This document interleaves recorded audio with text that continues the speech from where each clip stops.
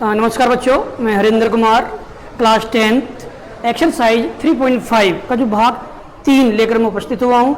इससे पहले इसमें क्वेश्चन नंबर 1, 2 का फर्स्ट क्वेश्चन मैंने कंप्लीट करा दिया है। अब क्वेश्चन नंबर 2 का जो सेकंड पॉइंट है उसे कंप्लीट कराना है। ठीक है ना? सभी बच्चे ध्यान से देखें और इस क्वेश्चन को अच्छी तरह से समझे। क्वेश्चन है के किस मान के लिए निम्नलिखित समीकरणों के युग्म का कोई हल नहीं है। तो जो समीकरण हमारे पास दी हुई है 3x + y = 1, 2k - 1x + k - 1y = 2k + 1, question ये दे दिया और समीकरण निकाय का कोई भी हल नहीं है। तो हमें किसका मान निकालना है? k का मान। तो हम सबसे पहले जो समीकरण एक है तो इसमें हो जाएगा a1, तो a1 बराबर 3, b1 हो जाएगा 1 और c1 बराबर हो जाएगा -1। तो +1 को बराबर से दिलाने पर किसको जाएगा? ये माइनस का। अब इसी तरह से a2 बराबर 2k - 1,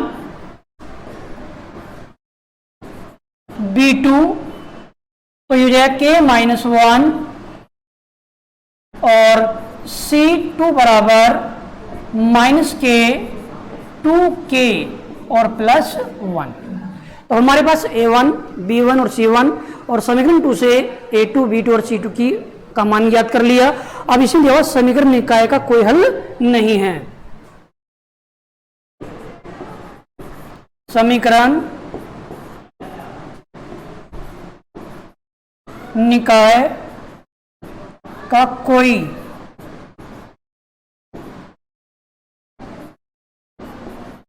हल नहीं है। जब समीकरण निकाय का कोई हल नहीं है तो इसका जो सूत्र हो जाएगा a1 बटे a2 बराबर b1 बटे b2 not equal to c1 बटे c2। ठीक है, ये सूत्र हो जाएगा। अब इसमें क्या काम करना है? जो a1 कितना है? 3,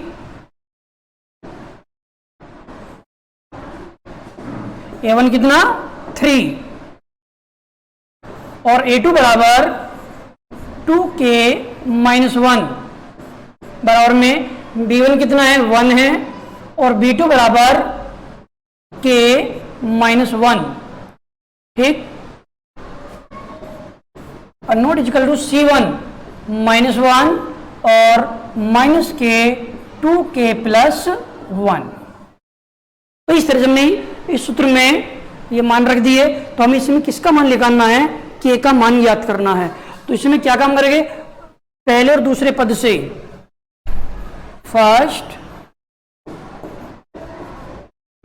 और सेकंड पद से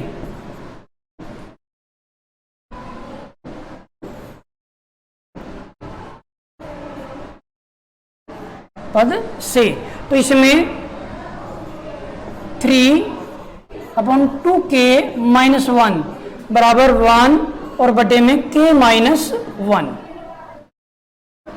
हो जाएगा। अब इसमें क्या काम करना है? इसकी क्रॉस मल्टीप्लाई कर देनी है। तो 3 की k में गुना करने पर 3k - 3, 2k - 1 की 1 में गुना करने पर 2k और -1 हो जाएगा। ठीक है, तो 3 की k - 1 में गुना करने पर 3k - 3 और 2k - 1 की 1 में गुना करने पर 2k - 1। अब इसमें क्या काम करना है? 2k और 3k को एक साथ लेने पर 3k - 2k बराबर -1। तो -3 बराबर से घटाने पर किसको हो जाएगा? +k 3। 2k में से 3k में से 2k को लेस करने पर k बराबर कितना जाएगा? -1 और +3 तो प्लस कितना हो जाएगा? k का मान आ जाएगा 2। तो इस प्रकार हम इसमें k का मान ज्ञात कर सकते हैं। t हो जाएगा इसमें k का मान। ठीक है, इस प्रकार हम क्वेश्चन को कंप्लीट कर सकते हैं। फिर इसके बाद क्वेश्चन नंबर 3 क्वेश्चन नंबर 3,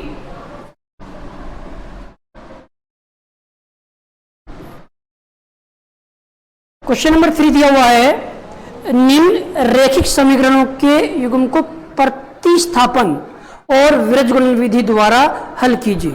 ठीक है, देखो प्रतिस्थापन विधि भी इससे पहले एक्सरसाइज में करा दिया था, और जो विरजगुणन विधि जो क्वेश्चन नंबर 1 कराया था वो था इसमें विरजगुणन विधि द्वारा किस प्रकार क्वेश्चन को हल करते हैं। तो इस क्वेश्चन को दोनों विधि से करके देखते हैं। ठीक है, तो इसमें जो समीकरण दी हुई है 8x प्लस 5y बराबर में 9, समीकरण 1 3x 2y और बराबर में कितना ये 4, समीकरण नंबर 2। तो हमें सबसे पहले इसे क्वेश्चन को हल करना है प्रतिस्थापन विधि द्वारा। ठीक है ना, तो विधि कौन सी है,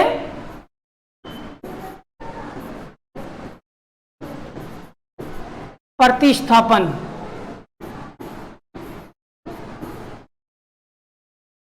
प्रतिस्थापन विधि द्वारा। ठीक है, अब सबसे पहले इसमें क्या काम करना होगा, समीकरण 1 से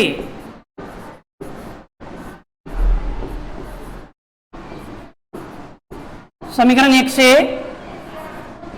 8x प्लस 5y और बराबर में ये 9। तो इसमें क्या काम करना होगा, इस 5y को, इस समीकरण को या तो x के पदों में या y के पदों में लिखना है। तो जाएगा 8x बराबर 9 और माइनस 5y, तो x बराबर तो 9 और 5y और बड्डे में कितना जाएगा 8। तो ये जाएगी समीकरण नंबर 3। ठीक है, अब इसमें क्या काम करना होगा, समीकरण 3 से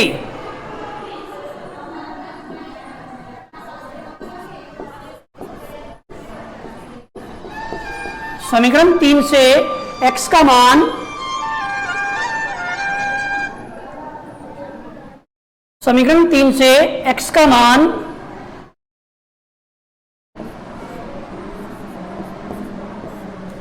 समीकरण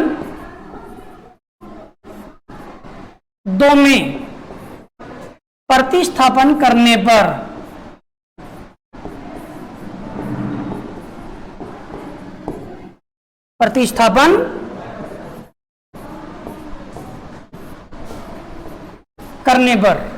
ठीक है, अब हमारे पास x का मान है 9 माइनस 5y और बटे में 8, और समीकरण जो 2 दी हुई है वो ये, तो इसमें x की जगह कितना जाएगा 9 माइनस 5y बटे 8, तो ये 3 गुना 9 माइनस 5y और बटे में 8, तो प्लस 2y बराबर कितना हो जाएगा ये 4। तो इस तरह से इसमें समीकरण 3 से जो x का मान है वो समीकरण 2 में प्रतिस्थापन करने पर, अब इसमें क्या काम करना है, इस 3 की इसमें गुना कर देनी है। तो 3 की इसमें गुना करने पर कितना हो जाएगा, तो 9 × 27, 3 पंजे 15 और बटे में ये 8, प्लस 2y बराबर ये 4।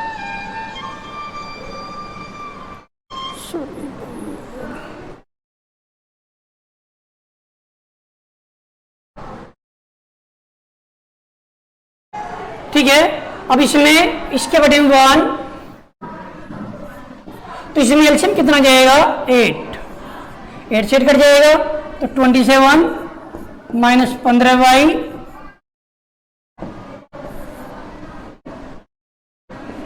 आठ की 2 में गुना करने पर कितना हो जाएगा 8 दूनी 16y बराबर कितना हो जाएगा 4।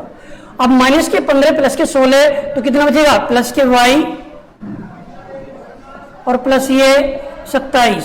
अब इसमें 8 की 4 में गुना करने पर तो 8 चौक 32, तो y बराबर 32 माइनस 27, तो y का मान कितना आ जाएगा 5। तो इस प्रकार हम इसमें y का मान ज्ञात कर सकते हैं। ठीक है, तो y का मान कितना आ गया 5। अब इसी तरह से y का मान किस में रखना होगा, समीकरण 3 में। तो y का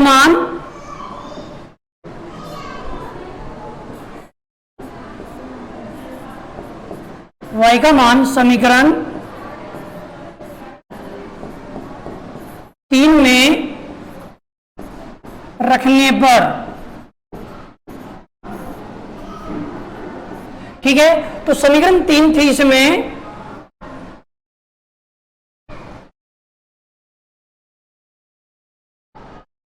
समीकरण 3 है x बराबर कितनी दी हुई है, x बराबर 9 माइनस 5y बटे 8, ठीक है।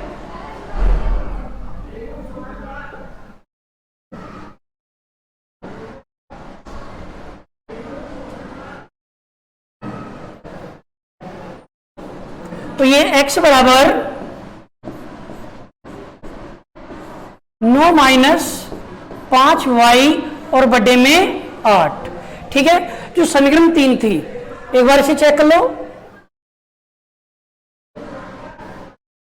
9 माइनस 5y बटे 8, और ये भी कितना है इसमें 9 माइनस 5y बटे 8, ठीक है। अब इसमें जो y है, y से कितना जाएगा,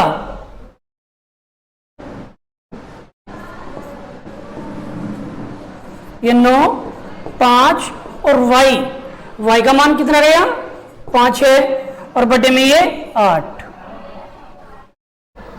ठीक। अब इसमें 9 माइनस 5 की 5 में गुना करने पर कितना जाएगा 25, और बटे में 8। अब माइनस के 25 और प्लस के 9, तो लेस करने पर कितना बचेगा, माइनस के 16 बटे 8, और 8 से इसे काटने पर कितना जाएगा 2।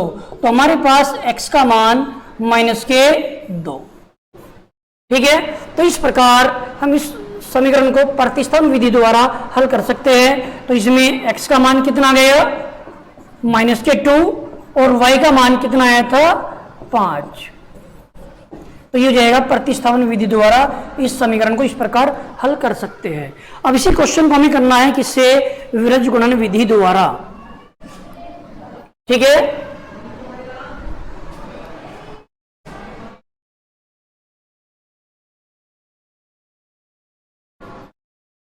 विरज गुणन विधि, ठीक है। इसी क्वेश्चन को हमें देखना है विरज गुणन विधि द्वारा किस प्रकार हल करते हैं। तो उसके लिए जो समीकरण थी उन्हें एक बार फिर दोबारा लेते हैं। तो 8x प्लस 5y और बराबर में 9, समीकरण 1। समीकरण 2 दी हुई है 3x प्लस के 2y और बराबर में कितना 4, ठीक। अब इस समीकरण को हमें किससे हल करना है, विरज गुणन विधि द्वारा। तो उसके लिए हमें सबसे पहले जो समीकरण 1 है उससे हमें a1 b1 और c1 के मान ज्ञात करने हैं। तो a1 बराबर कितना हो जाएगा, जो x का जो गुणांक है 8, और b1 हो जाएगा 5, और c1 9 को बराबर से दलाने पर किसको जाएगा माइनस का, तो माइनस के 9। इसी तरह जो समीकरण सेकंड दी हुई है a2, तो a2 का मान कितना हो जाएगा 3, b2 का मान 2 हो जाएगा, और c2 बराबर कितना हो जाएगा इसमें 4। तो इस प्रकार हम समीकरण 1 और समीकरण 2 से a1 b1 c1 a2 और b2 और c2 के मान ज्ञात कर सकते हैं। फिर इसके बाद हमें इसे विरज गुणन विधि द्वारा हल करना है। तो उसके लिए जो इसका सूत्र है वो याद होना चाहिए, ठीक है बच्चों। तो x बराबर, तो x के बटे में b1 b2 c1 c2, और y के बटे में c1 c2, और ये जाएगा a1 और बटे में a2 बराबर हो जाएगा 1, और 1 के बटे में a1 बटे में a2, और बराबर ये b1 और बटे में ये b2। तो ये सूत्र अच्छी तरह से पता होना चाहिए। अब हमारे पास जो a1 जो मान है वो मान इस सूत्र में रख देने हैं। तो x b1 कितना है 5 बटे में 2 और ये कितना हो जाएगा c1 माइनस के 9 और बटे में ये 4। इसी तरह से y, तो y के बटे में माइनस के 9 और ये 4 आ जाएगा। और इसी प्रकार a1 और a2 कितना है 8 बटे 3 बराबर 1। तो 1 के बटे में a1 और b1 और b2 5 और बटे में ये 2। तो इस प्रकार जो सूत्र था इसमें उनके मान रख लिए। अब इसमें क्या काम करना है, इनके आपस में क्रॉस मल्टीप्लाई कर देनी है। ठीक है,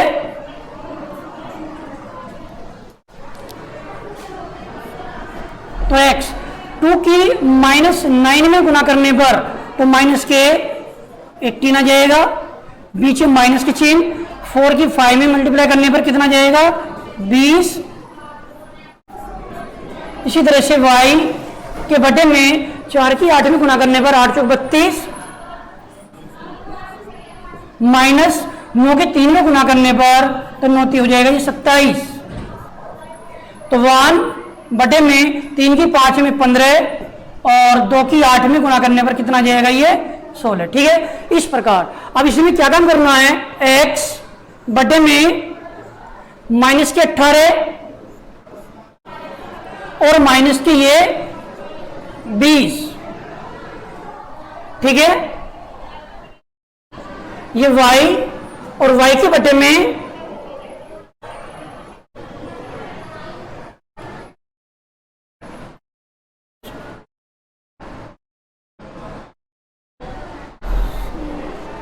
एक मिनट, इस क्वेश्चन को दोबारा इनके जो गुणांक है वो चेक करते हैं एक बार। नौ 4 तो b1 5 बटे 2 और ये माइनस के 9 बटे कितना था, ये माइनस के 4 है। कितना है ये -4। तो C2 का मान कितना है -4। ठीक है, तो हमारे पास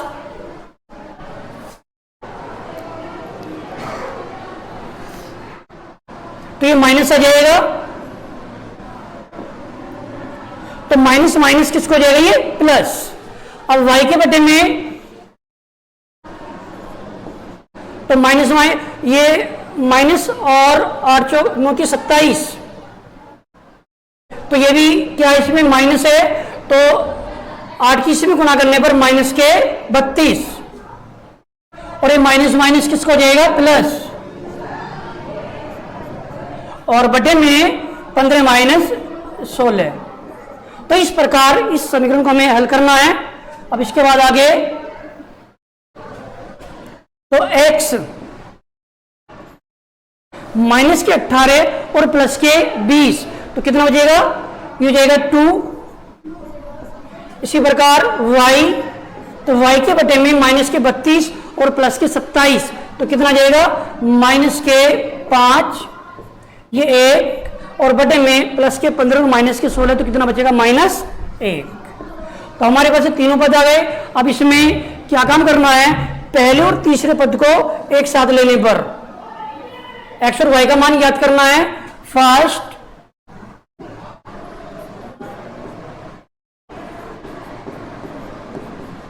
और थर्ड से,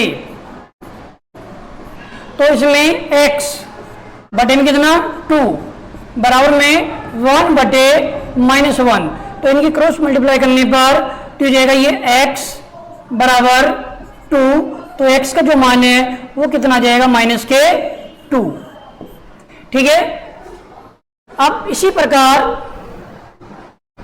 y का मान ज्ञात करना है। तो y का मान ज्ञात करने के लिए दूसरे और तीसरे पद से